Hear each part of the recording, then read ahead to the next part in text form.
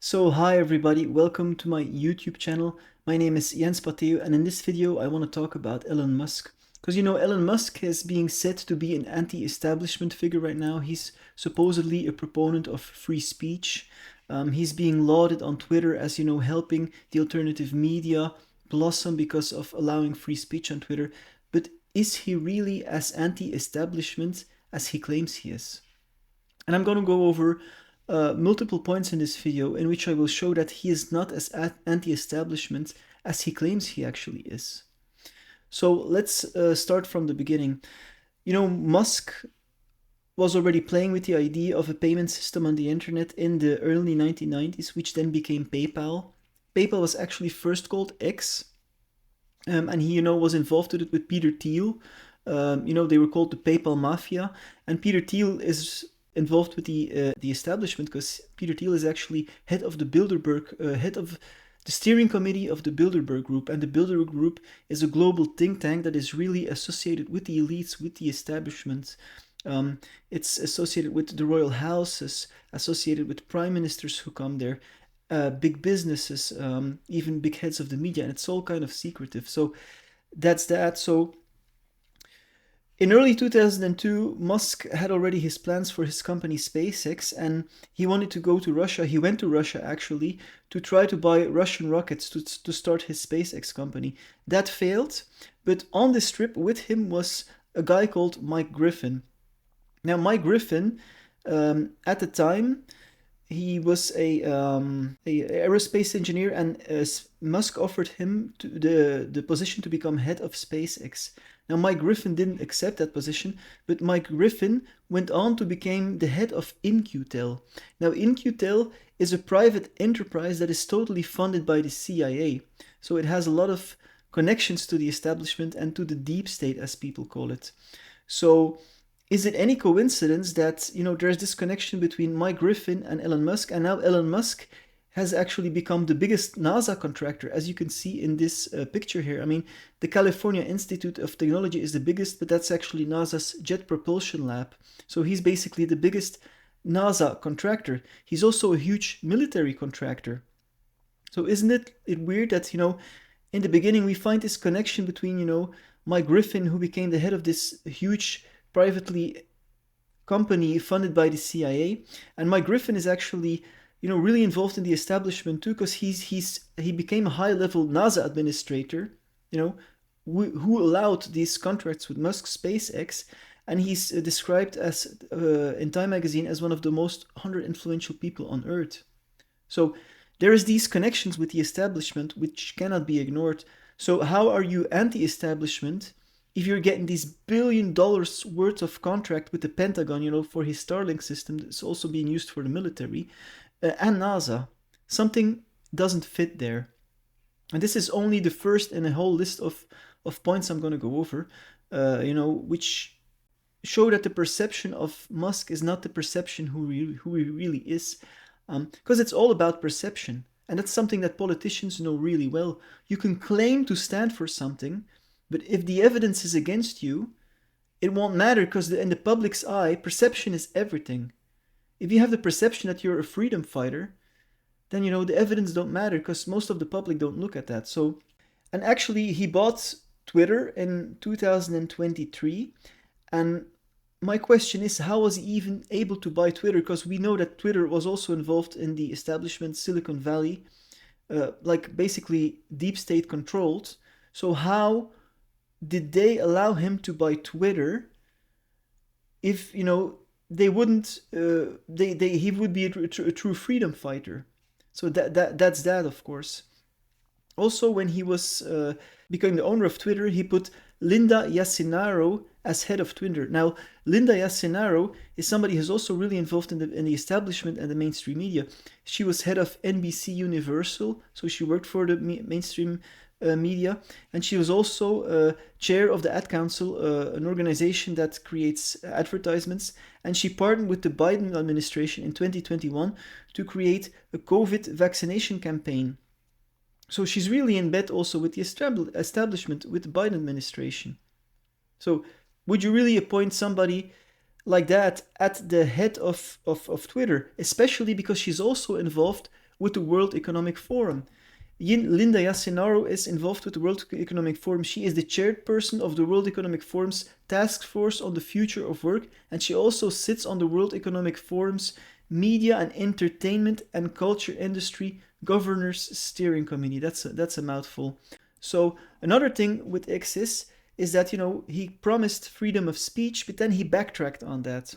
Then they said, and you can see it here on the side of Twitter, it's freedom of speech, but not freedom of reach, which means you can basically say what you want, but if you say something they do not like, they will limit your reach, they will limit your visibility, which is basically shadow banning. So you will not gain traction, you will not be seen by a lot of people, which is a form of censorship, of course. So all these people lauding Elon Musk to be a free speech absolute, but he's not. And actually, there's a lot of evidence that he complies with the establishment, he complies with the governments. And as you can see here, under Elon Musk in this news article, and under Elon Musk, Twitter has approved 83% of censorship requests by authoritarian governments. So this is not somebody who is a free speech proponent. Here, another one. Twitter is complying with more government demands under Elon Musk. They're actually complying with more government demands under Elon Musk.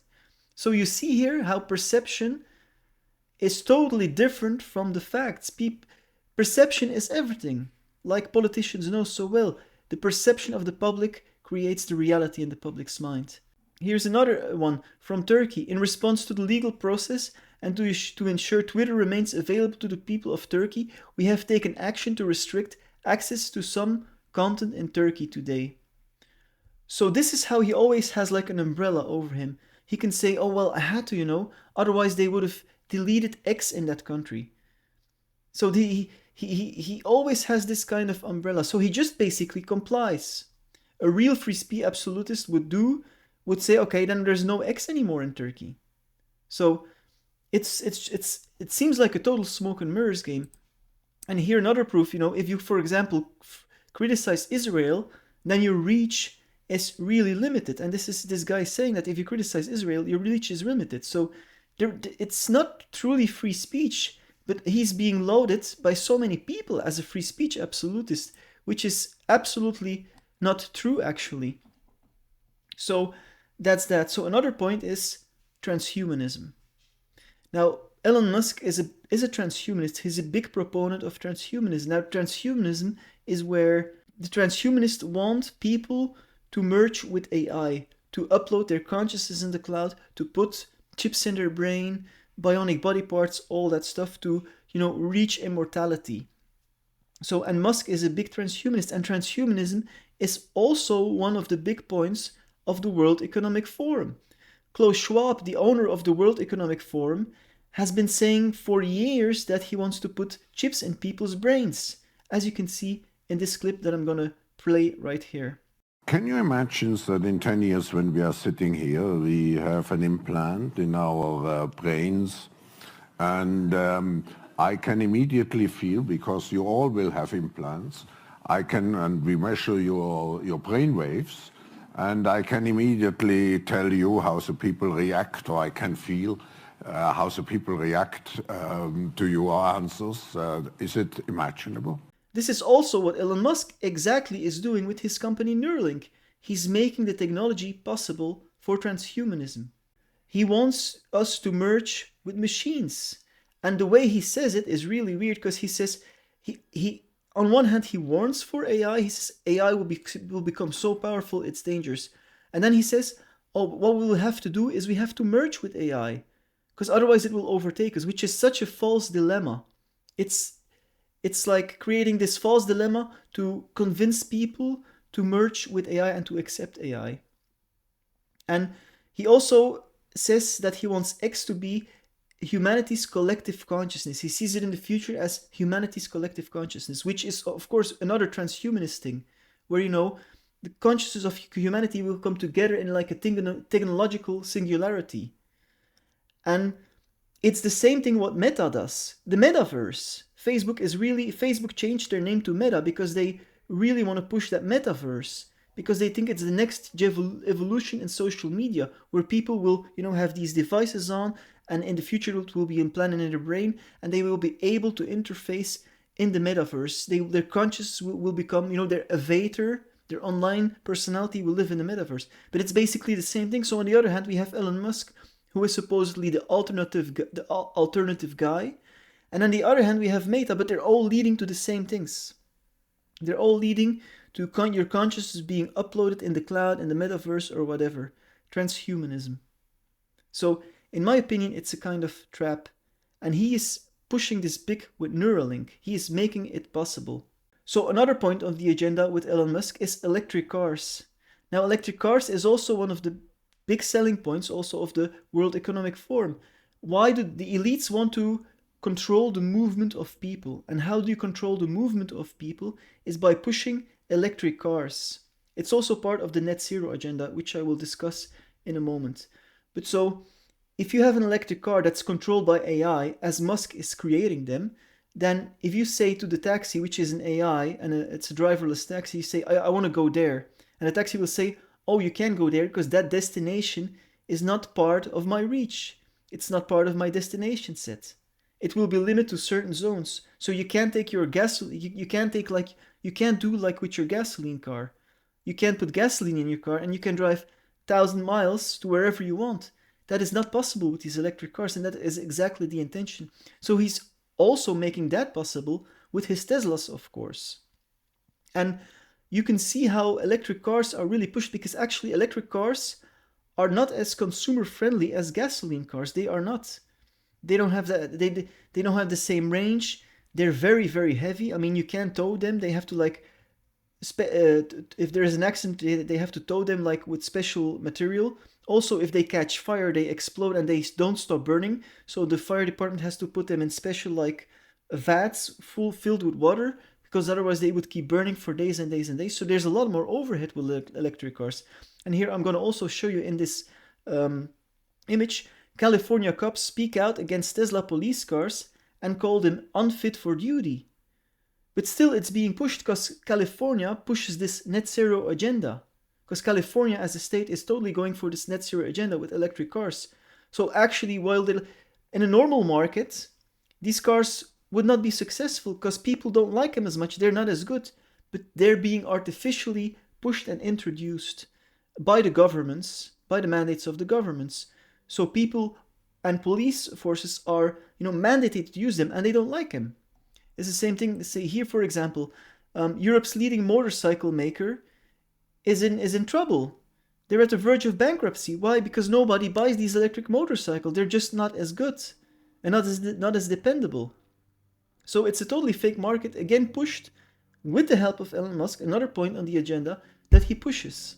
Another thing that he pushes is the carbon tax. Now, the carbon tax is also something that these elites, the establishment wants. It's also pushed by the World Economic Forum, as you can see here on their site. This is the World Economic site. They say addressing climate change through carbon taxes.